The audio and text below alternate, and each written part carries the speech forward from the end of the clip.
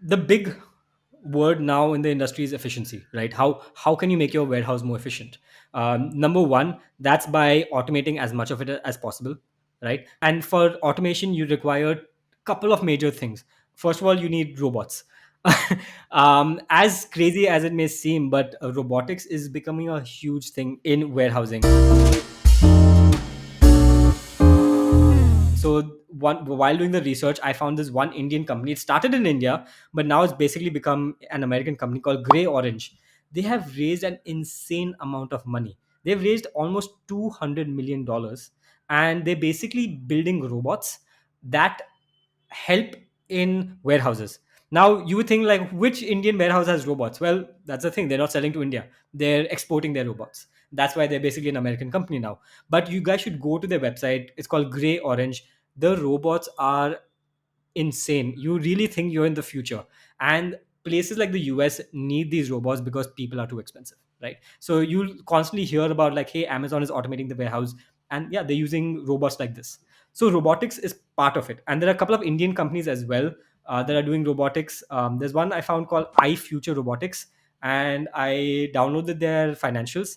And guess what? They're on strike off. So maybe they're shutting down. I'm not entirely sure. Or maybe they're moving the entity somewhere else, but robotics is part of it. There's Sorry. Unbox Robotics, which raised about $7 million very recently. One of my friends from ISB actually works there. I think that's also in the similar sort of parcel sorting and goods sorting in the warehouses. That's what they're building. So it's not just sorting, right? It's also having to find the product and then having to put it in the right place. And the thing is, how do you find the product? You need something that's called a warehouse management system. I spoke to the head of operations for one of the largest D2C aggregation companies in India. Okay. And I asked him, like, hey, you guys have like some 30 brands or something like that, and you guys have these massive warehouses. There's some like 20, 30 warehouses across India. And how do you manage the inventory for all of this stuff, right? Like, how are you able to find the correct product at the correct place, etc.? So they use the warehouse management system of a company called Incref. So Incref has a warehouse management system where you basically input all the information about what products are in the warehouse at the moment and where that product is right now, so that somebody who's using the software can easily find out where that product is. Now, Incref has also raised a tremendous amount of money. They've raised $16 million, and I also went and I found out how much they're earning, because that's what we do over here. So in FY19, they did 13 crores of total income, which is okay. It's good. It's decent. But by FY21, they were doing 35 crores of income. So they grew two and a half, 3x in 2 years, which is pretty good. They're not profitable, but that's not surprising either. So when they did 35 crores um, of revenue, they had a loss of about 4.5 crores, which I think is honestly not that bad, because this is a software company and they're investing in building their product right now. And this product, I'm not sure if they're also exporting to the US, but it's a software business, right? Think Zoho. Why can't they be the next Zoho for warehouses everywhere, right? Also, I found one of these kind of like uh, warehouse management systems called Orderhive that was bought out by a US company for an undisclosed sum. So there's a lot happening in this space, right? So like the automation part of it, there's so much money to be made. There's so much money that's being invested, but it's a very complicated system, right? The building the system, building the robots are so complicated. So if I were to summarize, I think one big opportunity is just in the automation aspect of it, from robotics and also information management, warehouse management systems and robotics. These two become are decent opportunities even within India, but probably more lucrative if you do it outside, because the paying capacity is much more outside. Then comes the physical aspect of it, right? Which is who is building these warehouses, right? It's not like individuals can suddenly wake up and put out a giant warehouse. I'm sure there are companies behind who are putting a lot of these grade A warehouses, so-called grade A warehouses. It's funny that you said that individuals can't just build this. So I was just, while I was doing this research, I was thinking about the land that I own as well, right? And I was like, okay, how much would it cost really for me to build something over here? I found some numbers which were a bit older. It was about 1,500 to 2,000 rupees per square foot of building the warehouse. I might be a little off with the numbers, but I think it's around that range, right? But the very day that we published the article, I got a message from one of my builder friends, and it was basically a table of all the material that is used in building and how much all that material has become expensive in the last 1 year, right? So steel has, I think, doubled in price, and steel is like 30 to 40% of the price of building a warehouse, and RCC has become like 30-40% more expensive. So basically, probably now the cost of building a warehouse is going to be like 2000 to 2500 per square foot, which is pretty damn expensive, man. You need a significant amount of capital, and that's what we really see. The biggest people who are building warehouses, one company that I found is called Indospace. Indospace is just massive. Uh, they have something like $1.5 billion in funding, and they are a joint venture with some Singaporean international fund that does real estate building. I'm not really exactly sure what they do. So Indospace is actually building the warehouses, right? So they're going out and they're doing the construction. On the other hand, you have players like Blackstone.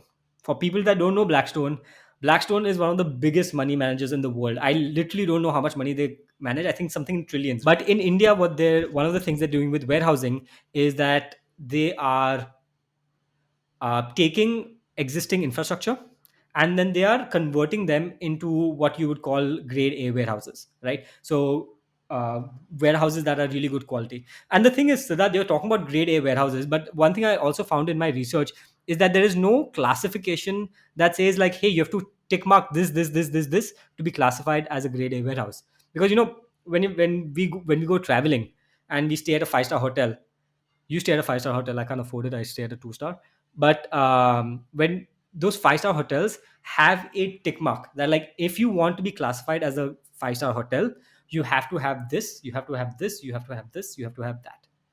And there's a very particular classification. These grade A warehouses don't have that kind of classification, right?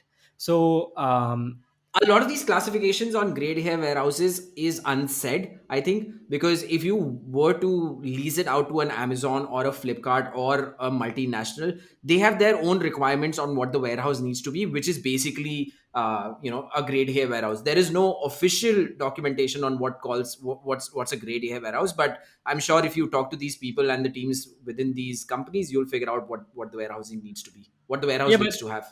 Yeah, but when stuff like this is unsaid, that's where it becomes difficult for outsiders to get into the industry, right? For like example, It's for a hotel, you could just look up what the requirements are. You could build a hotel, and it could be five-star. Obviously, it's not that easy, but with warehousing, you will need to get an industry professional to help you like figure out like, oh, I need this. I found this one company called Arya Collective Warehousing Services, or it's called Arya Collateral Warehousing Services. But anyway, the point is they've raised a ton of money. They've raised something like $100 million, and you know what they do? It's very simple. They provide warehousing services and they provide financing services for farmers. Now think about this use case. I can't remember the exact percentage, but a huge percentage of the crops that are harvested get wasted, right? And so farmers need warehousing services, and so this Arya collective or collateral, they provide that, and they have been insanely profitable, right? I was just Are they looking. aggregating or are they building these warehouses? I think they're aggregating. I think I also think it's a mix of several models. But if you go on their website, it really looks like they're aggregating. So I was looking at their financials, and in 1819 they were 85 crores in revenue. In 2021, guess how much they were? 120 crores? 185 crores in revenue in 2021, and they were still doing about a crore in profits. That's not much. In fact, their profits were higher when in 1819. The profits in 1819 was 5 crores. But the point is that they've expanded exponentially, and they're still profitable. And this is a segment that not a lot of other people will get into, right? Because the sexy warehousing to get into is in metros, in cities. But how many people are going to do it in rural areas where you don't have as much control? Yeah, there's another company called Warehouseio, WHERE house.io. What they're doing is they're aggregating these warehouse people who already have these warehouses and matching that supply with the demand from D2C companies, right? Where they're saying that, hey, for a D2C company, You want warehousing to be plug and play, which is basically saying that you send all these goods to me at this particular warehouse, and then just build an API connection where I get the orders that you're getting, and that's automatically fulfilled using the chain of warehouses where your inventory is, and a bunch of other things. They're focusing So significantly on the D2C market, which I think is an interesting place to build a warehousing business. So yeah, this goes into your warehousing services, right? So this goes Yeah. into what I would call cloud warehousing, where you aggregate a bunch of warehouses and then you figure out a way to become a marketplace for renting out those warehouses. Yeah. Um, okay, to summarize, right, the opportunities in the warehousing segment are in robotics and automation. So if you can do anything to make warehousing more efficient, I think that's where opportunities. You can use hardware technology, software technology, and that's where one of the opportunities is. The second opportunity is obviously if you can build out these warehouses, if you have access to capital, if you can raise capital to build these warehouses and then lease it out to Blackstone, and then just build an engine to do this repeatedly, because Blackstone doesn't want to get into construction and a bunch of other those hassles, right? Operationally intensive. You'll have to deal with a lot of compliance. You'll have to deal with a lot of labor that's going to delay all of those things, as asterisks and caveat, but it is a profitable way of building a business in warehousing. Dude, in general, dealing with anything to do with land in India is a bloody hassle. And there is always an opportunity for somebody to deal with the land stuff and give that to an international operator, because somebody like Blackstone will not want to get into the gray areas, let's say, of dealing with land in India. Yeah, 100%. And then the last thing is cloud warehousing, with a lot of these e-commerce brands popping up and a lot of movement away from Amazon and Flipkart being used as the platforms where you sell, because Amazon, Flipkart also provide warehousing. A lot of these D2C brands want to go independent but don't want to spend time figuring out warehousing, figuring out a bunch of different things. So a plug and play cloud warehousing solution is also something that's interesting. Incref and Warehouse are some companies building in this space. But overall, I think one of those trends that's going to grow for sure, which basically means new opportunities. If you just need to go deeper and figure out where the opportunities are that match your skill set and what the market really needs.